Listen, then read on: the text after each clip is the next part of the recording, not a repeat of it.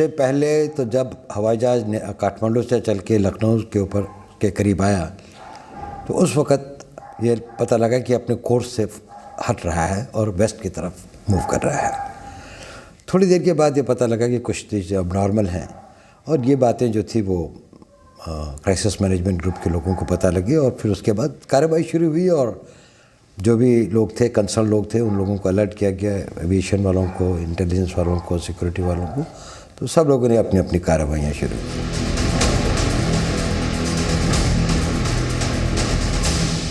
Plane hijack हो गया तो जो मुश्किल थी वो तो क्राइसिस मैनेजमेंट ग्रुप थी जिसका मैं मेंबर नहीं था, इसलिए वो DIB साहब थे, मैं स्पेशल डायरेक्टर था IB के अंदर में।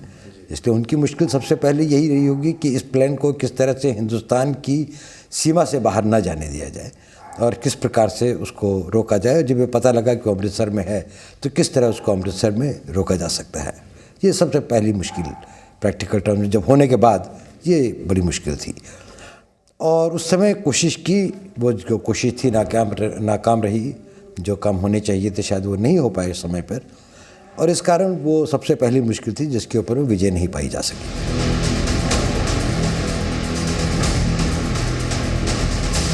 सरकार ने जब ये फैसला किया कि नेगोशिएशन हम करेंगे, जैसे 26 तारीख की बात थी, और जनता का प्रेशर, मीडिया का प्रेशर ये था कि किसी न किसी तरीके से हम लोगों को, जो रूपेन कटियाल की किलिंग के बाद, कि इसको इन लोगों को सेफली वापस लाया जाए। तो पहला सामना मेरा उसी वक्त हुआ कि जब मुझे ये हुआ कि मुझे कहा गया कि मैं स्पेशल एयरक्राफ्ट से काबुल जाऊँ, वो कंधार जाऊँ। वहाँ पर जाने के बाद जो महसूस हुआ वो ये था कि हाईजैकिंग नेगोशिएशन कोई डिप्लोमेटिक नेगोशिएशन नहीं होती। वो नेगोशिएशन होती है मेनली समय को गेन करने की, 3 चीज़ों को हासिल करने के लिए।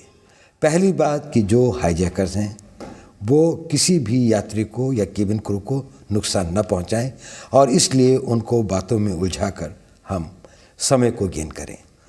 दूसरा होता है मकसद कि हम ज़्यादा से ज़्यादा समय अपनी सरकार को या जिस देश में हाईजैकिंग हुई है वहाँ की सरकार को मौका दें कि वो अपनी कार्रवाई के लिए तैयारियां शुरू करें, ताकि वो सोचें कि जो भी उनके रेस्क्यू ऑपरेशन है उसके रेस्क्यू की तैयारियां शुरू करें।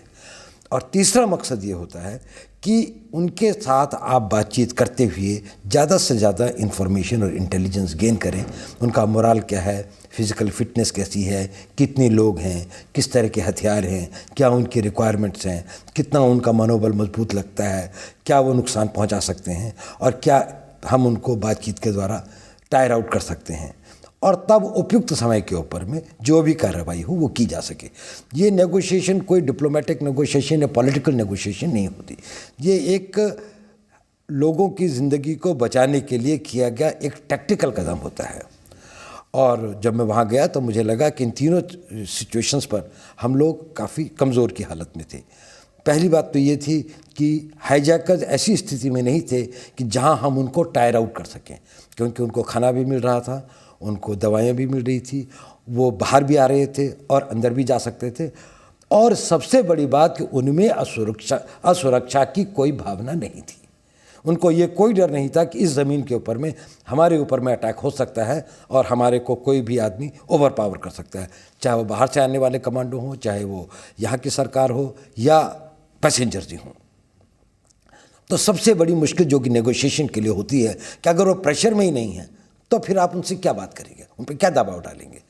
दूसरी बात ये कि हम लोग, जो नेगोशिएटर होता है वो कभी दबाव में नहीं होता, क्योंकि वो तो अपने होम ग्राउंड में होता है या सिक्योर ग्राउंड में होता है, जहाँ पर उसकी अपने सिक्योरिटी फोर्सेस का सपोर्ट होता है, टेक्निकल सपोर्ट होता है, लॉजिस्टिक सपोर्ट होता है। यहाँ पर हम लोग ऐसी पोजीशन में थे कि जहाँ पर हम लोग वल्नरेबल थे।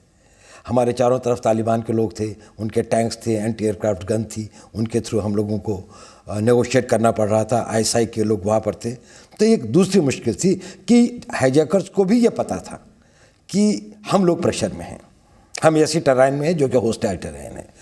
तीसरी बात ये थी कि उनके बारे में इंटेलिजेंस हासिल करने के लिए जितना हम बातचीत से कर सकते थे उतना तो हम कर रहे थे, लेकिन हमसे ज़्यादा उनको पता था हिंदुस्तान में क्या हो रहा है, इसलिए वो बार बार नेगोशिएशन के दौरान करते, देखिए अभी अभी जी टीवी के अंदर में ये खबर आई है, क्योंकि ISI वाले उनका मिनट टू मिनट बता रहे थे और हमेशा उनका रिफ्रेन ये होता था कि आप क्या करेंगे, आपकी भी तो मजबूरी है, अपनी जनता को देखिए, अपनी मीडिया को देखिए, जो आपकी सरकार को मजबूर करेगी, आपको तो छोड़ने ही पड़ेंगे, आप इससे हट नहीं सकते। तो प्रेशर जो ग्राउंड सिचुएशन का प्रेशर था वो उनके लिए एक इंटेलिजेंस इनपुट था जो कि उनके फेवर में था।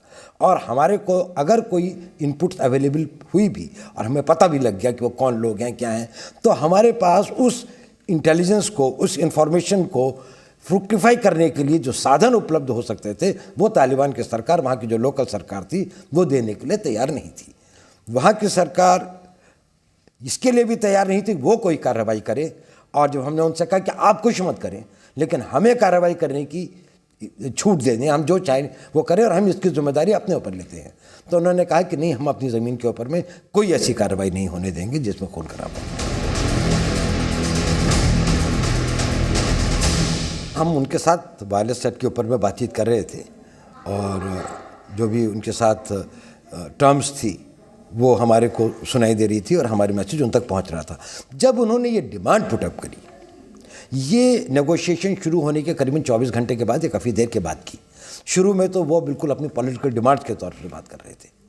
जब उन्होंने ये डिमांड पुटअप की तो उसके अंदर में उन्होंने 35-36 आतंकवादियों को छोड़ने की एक हमें लिस्ट दी, फारूक सज्जाद अफगानी की डेड बॉडी को एक्सह्यूम करने के लिए और वापस करने के लिए कहा और $200 मिलियन की मांग की। और जैसे बातचीत होती रही तो सबसे पहले जो डिमांड्स उन्होंने गिव अप कर दी वो सज्जाद अफगान की बॉडी को वापस करने की और $200 मिलियन की को देने की बात उन्होंने कहा कि ये डिमांड हम छोड़ते हैं। संभव है कि ये डिमांड उनके बारे में बहुत सीरियस नहीं थे, लेकिन हमको जो वहाँ के तालिबान के ऑफिशियल्स थे, हमारे साथ एक मिनिस्टर थे उनके कानूनी, और उन्होंने जो हमें बताया, मुत्तवकील जो थे उनके जो मिनिस्टर थे, उन्होंने ये बताया कि हमने उन्हें यह मना किया है कि इस्लाम के मुताबिक इस तरह की डिमांड करना अन इस्लामिक है और इसलिए हम इसे मंजूर नहीं करते। लेकिन हाईजैकर ने ये डिमांड ड्रॉप कर दी, लेकिन होस्टेजेस, बाकी जो बंदी लोग थे, उनको छोड़ने के बारे में उन्होंने अपनी डिमांड कायम रखी। और उनका हमेशा यही था कि हम लोग तो फिदाइन हैं, हम लोग तो मरने के लिए आए हैं, हमको तो कोई फ़र्क नहीं पड़ता, हम तो मर सकते हैं और हम इन पैसेंजर्स को भी उड़ा देंगे, और अब तो हमारे को अपनी जान का भी खतरा नहीं है, इसलिए अगर आप कुछ नहीं करना चाहते हैं तो ये आपकी मर्जी है, जिम्मेदारी आपके ऊपर में होगी। तो वो इस तरह की डिमांड्स पुटअप करेंगे। ये डिमांड कि वो किन लोगों को छुड़वाना चाहते थे, किस ग्रुप के थे, क्या उनकी पॉलिटिकल डिमांड थी, ये उन्होंने हमें काफ़ी देर के बाद बताया। शुरू में तो उनका ये था कि कश्मीर को छोड़ें, हमें तो कश्मीर की आज़ादी चाहिए, कश्मीर को हिंदुस्तान का हिस्सा नहीं हो। वो इसी तरह की बातें करते जिनका कोई सिर पैर नहीं होता।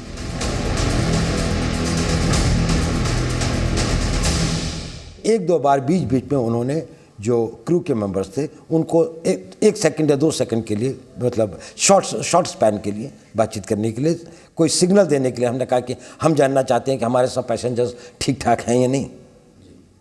तो उन्होंने कहा कि आप ये सवाल ये पूछ लीजिए, हम इनको दे रहे हैं, और उन्होंने कहा सब ठीक है। इस तरह के बीच में वो इंटरलूड हुए, लेकिन बाकी उन्होंने सारे के सारे कम्युनिकेशंस को टोटली मोनोपोलाइज करके रखा।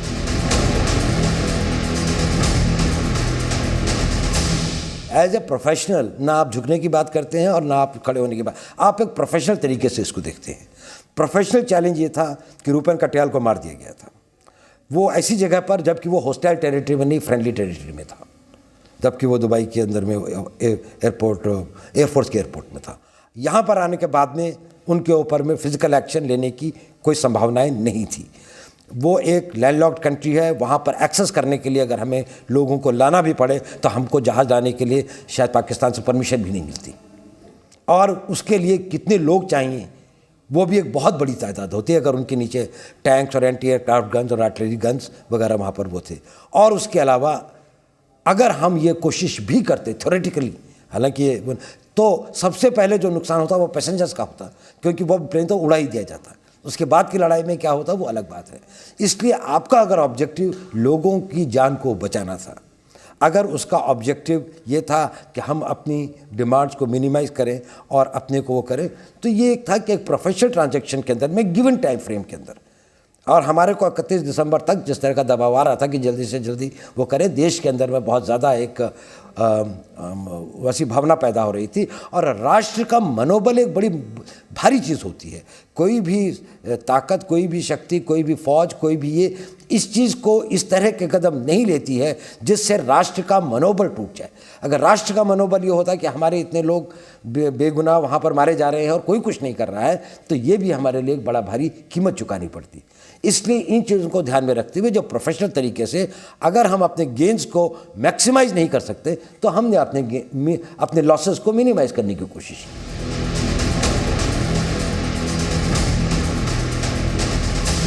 मलाल तो ज़रूर है। एज ए नेशनलिस्ट राष्ट्र के सम्मान को, राष्ट्र के एक गौरव को एक वो लगा, इसका मलाल है। हम वो नहीं कर पाए जो कि एक हमारे शक्तिशाली राष्ट्र को करना चाहिए था इस हाईजैकिंग को रोकने के लिए, इस एयरक्राफ्ट को कंट्री से बाहर नहीं ले जाने के लिए। इसका एज ए नागरिक मलाल ज़रूर है कि हम लोग ये नहीं कर पाए। लेकिन इस बात का पर्सनल तौर से ये मलाल था कि जब ये हाईजैकर्स वहीं पर थे तो मैं हवाई जहाज़ के अंदर स्वयं गया था और मैं उनके कॉकपिट के रास्ते नीचे की लैडर से गया था और मैंने सारे के सारे हाईजैकर्स, सारे के सारे पैसेंजर्स को एड्रेस किया था। और सारे के सारे पैसेंजर्स को मैंने ये कहा था, हाईजैकर्स भी वहाँ पर थे, कि आप लोग आज़ाद हैं और भारत की सरकार और भारत देश पूरा आपके साथ है और हम आप लोगों को यहाँ से सुरक्षित ले जाएंगे, है ना। उसके बाद जब मैंने उनसे कहा कि बोलिए भारत माता की जय या जय हिंद, तो उन्होंने रिस्पॉन्ड नहीं किया। मुझे इस बात का ज़रूर मलाल था कि ये लोग इतने डरे हुए थे और इनके अंदर में उस वक़्त में एक राष्ट्रीयता की भावना जितनी होनी चाहिए वो नेचुरल था। शायद जितने समय तक कोई भी रहता तो वो होता। तो ये मुझे लगा कि जो हाईजैकर्स है उनका मनोबल और उनको जो सपोर्ट था वहाँ पर ISI का, पाकिस्तान एक नेबरिंग कंट्री होते हुए, पाकिस्तान एक सिग्नेटरी होते हुए यूनाइटेड नेशंस के एंटी हाईजैकिंग लॉज के बारे में, उन लोगों को इतनी पनाह और इतना वो दे रहा था और हम पाकिस्तान को डील नहीं कर पाए इफेक्टिवली। और उसके बाद की बात घटनाओं पर जो घटनाएं होती चली, पाकिस्तान ने हमारे को ब्लीड किया। इस बात का मुझे ज़रूर दुख है कि वो घटना अगर हो भी गई तो हमें 2 कदम ज़रूर उठाने चाहिए थे। एक तो पाकिस्तान के खिलाफ मजबूत कदम और दूसरे 3 लोगों को उन्होंने छुड़वाया ज़रूर, लेकिन 33 लोग ऐसे बच गए थे जिनके के लिए डिमांड हुई थी और जो हमने नहीं छोड़े थे। शायद हम अपने कानून में ऐसा परिवर्तन कर सकते थे और हमें करना चाहिए कि अगर कोई आदमी बंदी हो और उनको छुड़ाने के लिए किसी ने प्लेन को हाईजैक किया या किसी को किडनैप किया, तो उन लोगों के लिए जो प्रिज्यूम हो, ये कानून प्रिज्यूम करेगा कि वो लोग टेररिस्ट हैं और वो गिल्टी हैं। अपनी इनोसेंस प्रूव करने का ओनस उन पर होगा, पुलिस के ऊपर में नहीं। तो कम से कम उसके आधार पर हम उन्हें सज़ा दिलवा पाते। शायद अभी भी उनमें से कई ऐसे लोग हैं जिनको कि हम सज़ा नहीं दिलवा पाए हैं। अगर उनके सामने ये उदाहरण बनता भविष्य के लिए कि अगर हमारे लोग नहीं छूटे, उसके बाद में उनको जो इंडियन डेमोक्रेटिक सिस्टम की जो फ्रीडम है, वो फ्रीडम उनको एक हमेशा के तौर पे ये नहीं मिल सकती है कि ये उसको ग्रांटेड ले। वो हमारी जनरोसिटी को, वो हमारी उदारता को हमारी कमज़ोरी के रूप में परिवर्तित नहीं कर सके।